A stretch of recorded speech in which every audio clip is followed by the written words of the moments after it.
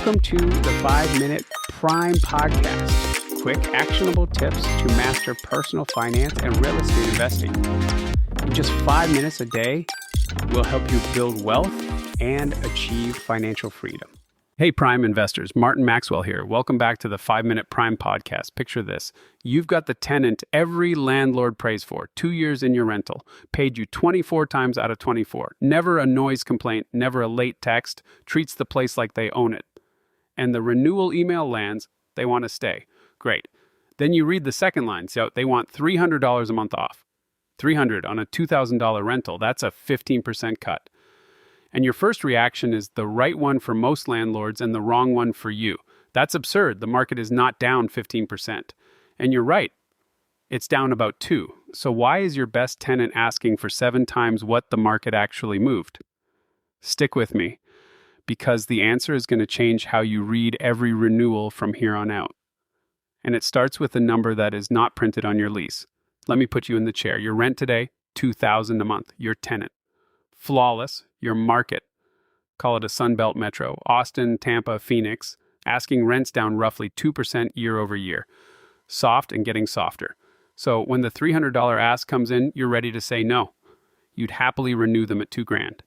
But they attached a screenshot, a nearly identical house 3 streets over, advertising, and here's the part that matters. 2 months free on a 12-month lease. Now stop.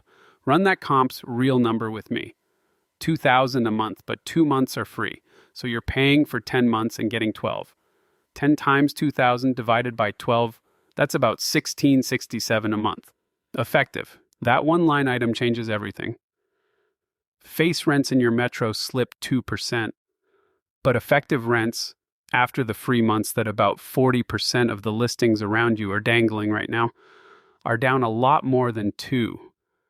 Your tenant isn't lowballing you. They're not even being aggressive.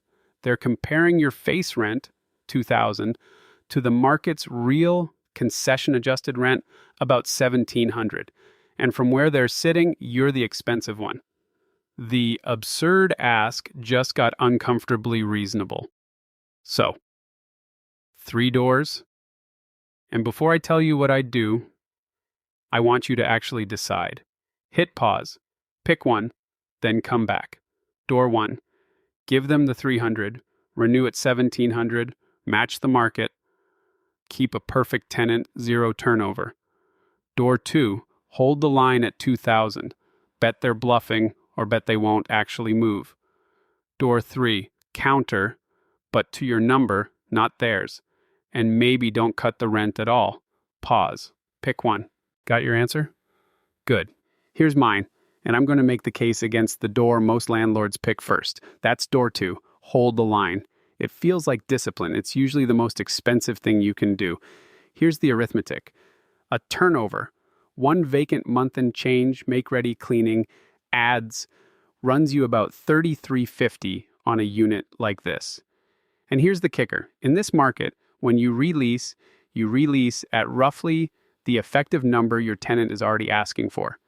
So holding the line usually means you spend $3,300 to end up at the tenant's number anyway.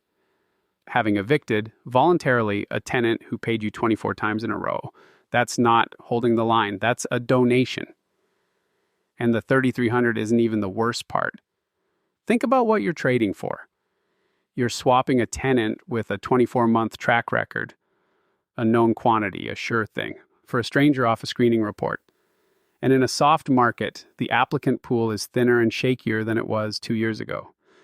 Maybe you get someone great. Maybe you get someone who's fine until March. A perfect paying tenant is the single most valuable asset in your whole operation. And door 2 throws it in the trash to win an argument about $100 a month.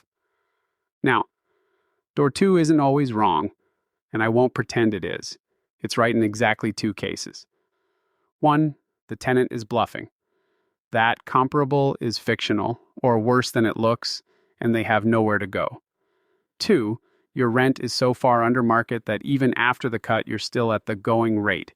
Both can be true, but you have to verify it. Don't assume your tenant is bluffing because you want them to be.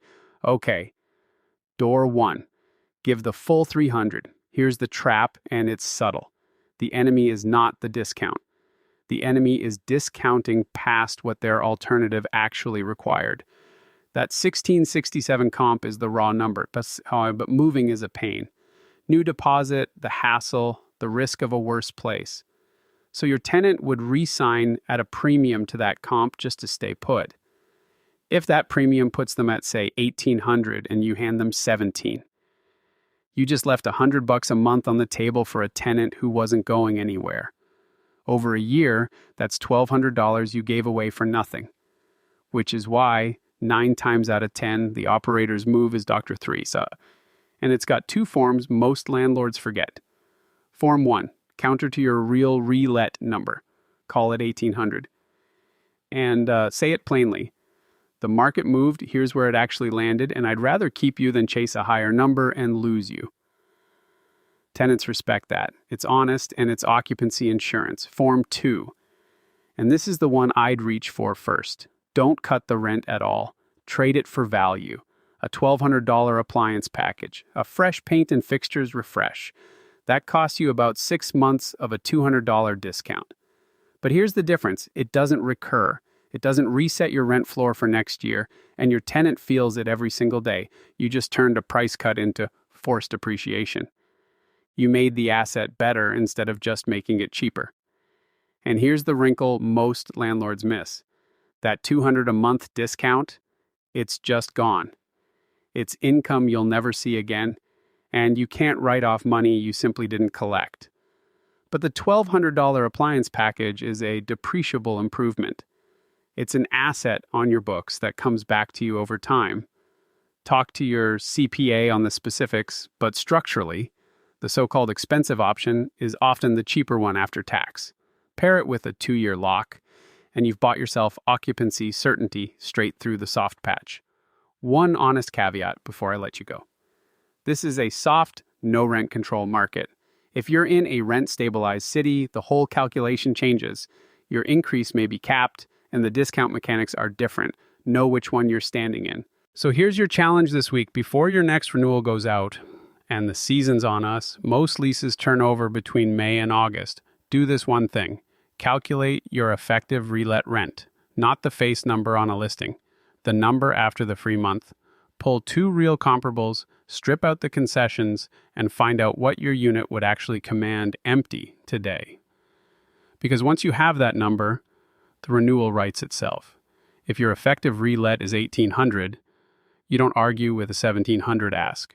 You counter at $1,800, or you hand them an upgrade and hold $2,000 on paper. And then what? You build that effective rent check into every renewal from now on, so you're never again reading this year's market off last year's lease. Keep the great tenant. Just keep them at the right number. And the right number is the one the market is actually charging. The full write-up, the deal, the 3 doors side by side, and the exact math is linked right there in the show notes. Go run your number. I'm Martin Maxwell. This has been the 5 Minute Prime Podcast. I'll see you next episode.